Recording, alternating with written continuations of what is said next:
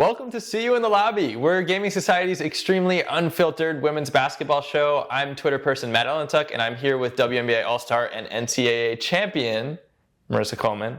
And speaking of betting on women, which is what we do best, guess who does it the worst? You do. Yeah, I sure do. You're not good at this No, game. I really suck at this game. Shot o'clock! Here we go again. So last week, my good friend Matt and I made a bet. I bet that Kelsey Plum was going to outscore Sabrina Ionescu, and she did.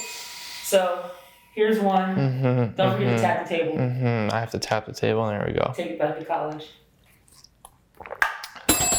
And the next one, Go ahead. Matt, again, terrible at this game. He bet that Jackie Young was going to outscore Damn it, Ionescu, Jackie. and she didn't, so here you go. I believed in you, Jackie, and you gave me like 11 assists. That's not what I asked for. I'd like to put it on record that he's 0 for 4 right now. Here you go. There's a chaser. Yeah, no, it's water. All right, well. You're struggling. Okay, well, Marissa and I had the joy of watching a pair of basketball games in person this week. We went to both Liberty versus Aces games, which gave us two very different environments. One, we saw Sabrina Ionescu go off, which, as you can see, the picture that Marissa took of me is me in shock. But the biggest highlight that we saw from the entire thing, can we please talk about Our girl Sid. Our girl Sid. Sid crossed her the hell up. And it was the face after. It was the dances after. It was the face after. It was literally everything. No, happy for Sid. See her doing well. Yeah, if you blew that layup, Sid, but it's all right. All right, let's get into some actual real news, which we had some like front office stuff, which doesn't always happen in the W. I feel like we're lacking on that during the season. It was super quiet. I expected some trades. It was super quiet. Trade deadline was quiet, even though we got some Skylar rumors that never came true. So you're a clown for that. Kelsey Plum locked down to a 2-year extension with the Aces, which means Las Vegas now has all 5 of their starters in for 2023. What does that mean? I mean, it means the future's bright, but they're going to have to start building a bench. If you want to not win not one, but multiple championships, especially this league, you're going to have a solid bench. So it's great for them, but that's a lot of money in those 5 stars. So it'll be interesting to see if they're able to build a bench to support them. Yeah, their bench has been a problem, but the starters have been like awesome. Yeah. And it's no surprise that Vegas has played their starting 5 like more than any team in the league by like over 100 minutes, some crazy number, because they know they can't dig that deep into the bench. I mean, when you're putting up 71 points and a half, who knows the bench? Yeah, listen, it makes a good point. I'm curious though, Marissa, what does it mean now for those 5 players to all know that they're locked in for another season where there's no front office beefing because everyone got paid, everyone got the deal that they wanted? Does that make a big difference? For sure. I think they all could just kind of just play basketball and worry about winning and getting better when they know that the core of them is going to be around for a while. They might even start trying to recruit some other players to come. So I think it gives everybody within the organization like a calming sense, and they know that they'll be able to compete for championships for years to come. Yeah, and nobody was sure that this was going to happen either, because all 5 of those players could warrant max contracts at this point. And it's really it says a lot about what the Aces have been able to build, because 4 of those players all got signed in 2022 alone. So there's some cohesion. It's a great culture that people want to be a part of. For real, and like if you see them on Twitter, I mean, I want to play for that team too. Now they're putting out mixtapes.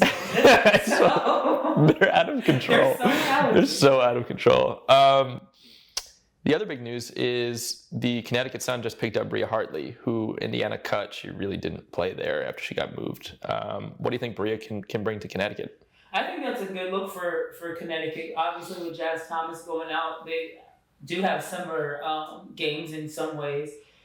Bria's a great defender. She can score. So I think she'll give them a boost off the bench that they're definitely going to need if they want to make a championship play. Yeah, without Jazz, I mean, it seems like a great card to be able to pick up for a small expense in the middle of the season. Yeah. Shall we answer the bell?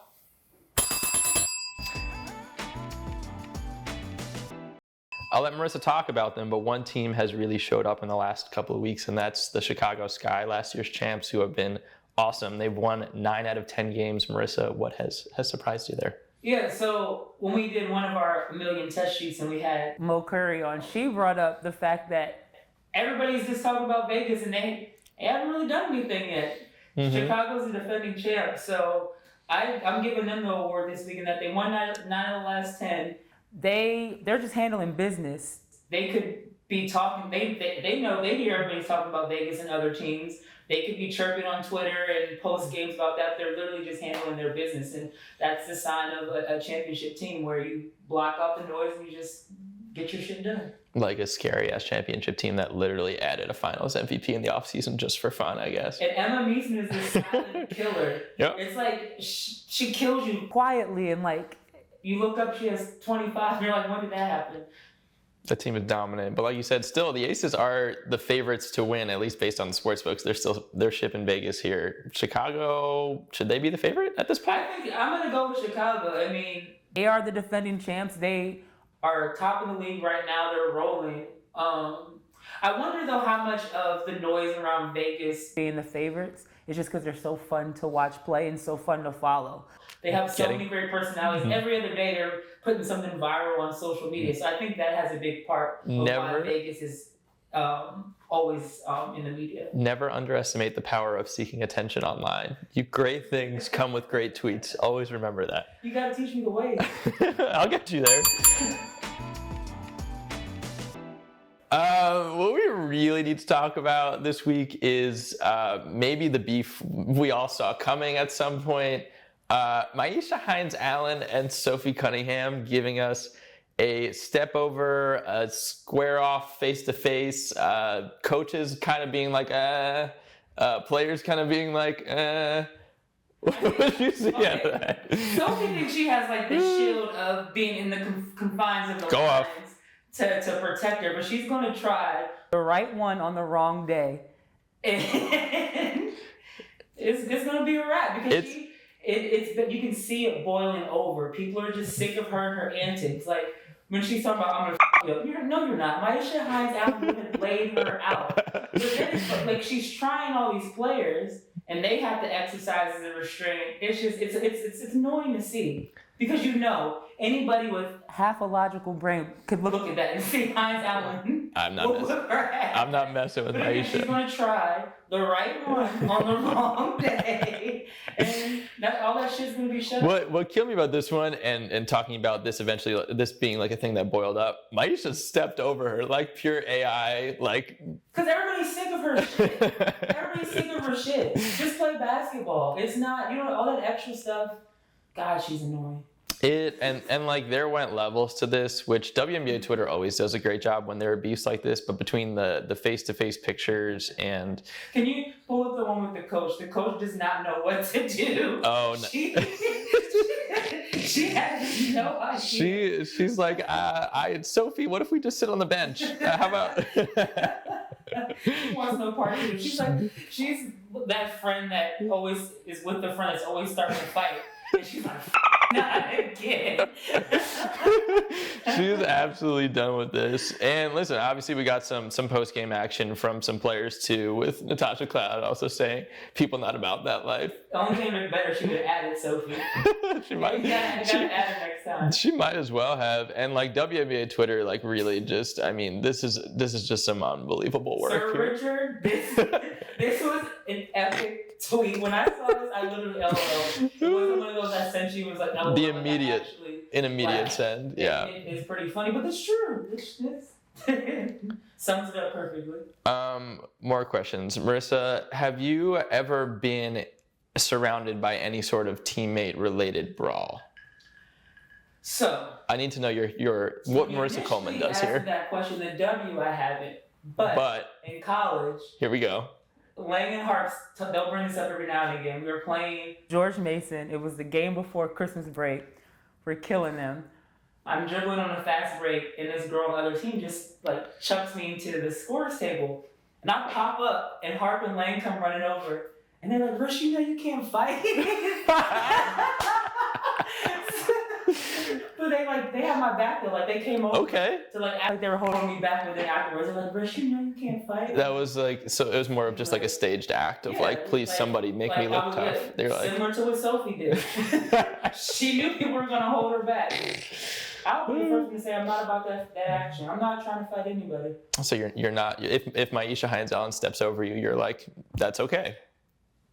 You're right. This is your space. I shouldn't have been there. That's my bad. I wouldn't take the disrespect, but I'm not going to try to fight it.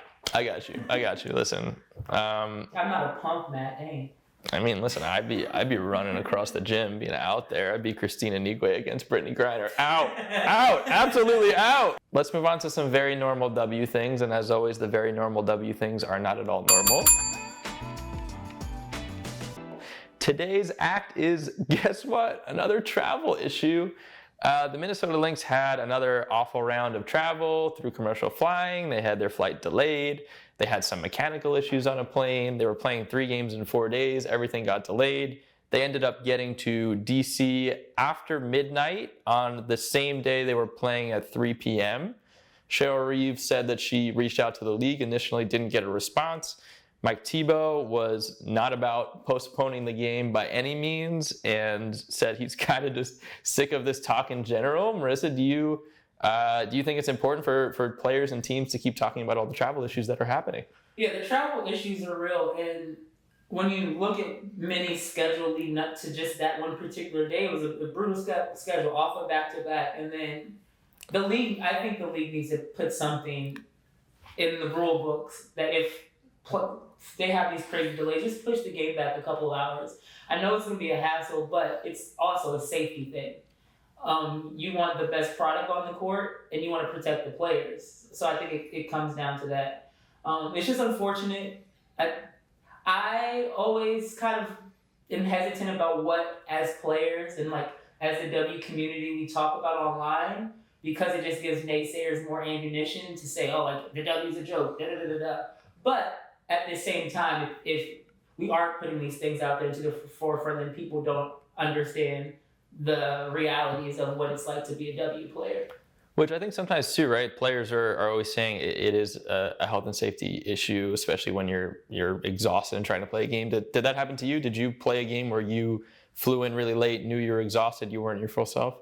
Yeah, so there was one year in Indy, we were going to Connecticut. There was a storm in Indy and then in Connecticut. Anyway, we were at the Indianapolis airport all day. Kept getting delayed, getting delayed. So they were trying to find a way to get us all, because we played the next day, obviously, to Connecticut. So there was talks like one group going this way with the coaches, the other group this way. At the end of the day, we flew to Rhode Island and then bused from Rhode Island to Mohegan Sun. How long was that bus ride? I don't remember. Oh. I gotta hit some people up and get but I don't remember. But it's not gonna be. This isn't the first time this has happened. It's not gonna be the last. It's just, again, the league. We're not in a position to charter flights. So what's the solution? We know charting's not gonna happen. So it's like that conversation should just be deaded. But knowing these things are a possibility when you're flying commercial, what things as a league can you do to get ahead of them? Okay, just have a plan in place. If a team gets super delayed, they shouldn't have to be expected to play hours later. Yeah, I mean, especially when this is a 3 Eastern game, in theory, the Mystics could have pushed this game back to be an evening game, a nighttime game.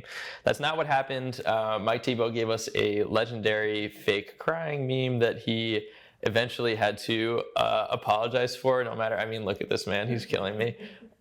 He did apologize for it on Twitter. Cheryl Reeves said he had his back on it. They had years of history that wasn't going to change it. So that seems to have been solved, but... First of all, Thibault's lame for apologizing. That's okay. All your shit, like, really, you're apologizing. You went like this, get over it. Like, he should have just left it alone. He's super lame for apologizing. Listen, I didn't see that being the route we took here, but you know what? Listen. Own your shit. He's got a point, and he's going to have to live with this meme for forever, so. But the thing is, he's talked about travel before. There's been things he's complained about before, so. Very true. Don't be a hypocrite. And then Natasha Cloud's one of the most vocal W players in That's also true. On these issues. And she's talked about the W travel before, so. Although I will say, and again, Kelsey Plum just gives us endless content here, but you saw her tweet about what the biggest competitor is this season, and she literally said the airlines. Again, this team needs... If an airline company was smart though, and they see these, get behind it. Seems pretty simple to me. Instead of all these performative actions and saying, "Oh, I stand with women's sports. I stand with Black Lives Matter." There's all these social issues that we face in society, and then when it's the cool thing to hop on, post on Twitter, you put your little press release out. Start taking some action. Show that you really do value the things that you say you do, instead of making it so performative. Yeah, otherwise we're gonna have the same thing like year in and out, right? I feel like it's been the same conversation. It was years ago when the Aces had to forfeit an entire game because of flight travel. Yeah. Like, it's been happening for forever. Hopefully there'll be a solution. I want to take a little time out to answer some questions from WNBA Twitter. I have fan mail already? I don't want to say that we have fans, considering it took me a second tweet saying, please somebody ask a question. However, our good friend Marjorie from the internet says that she's interested in hearing from us on who is most likely to replace Sue Bird as the Seattle Storm starting point guard next year. Do you think they will bring someone in? Do you think that someone on the existing team is the future for Seattle? This is a tough question, Marjorie. I always said before Chicago got to where they are, I was like, I couldn't wait for Sloot to go to Seattle. I just always thought you had said that, yep. She would be a great fit in Seattle, but now, not happening. It's not what happened. It doesn't make sense. I honestly don't know. It's like they got rid of Jordan Canada. It's no longer her. I don't know. I think to answer that question, you have to wait and see what Stewie's going to do. I think it's going to be a much different team next season. Which, like, it might be a rebuild. I think she's out of here. Are you in Seattle? Do you tank and hope you she's get paid? She's out of here. No, you have Jewel. You can't tank if you have Jewel. Jewel's locked in. Well, Jewel can't single-handedly win things for them. She can, but you're also forgetting that MVP Ezzy Magbagor is in store.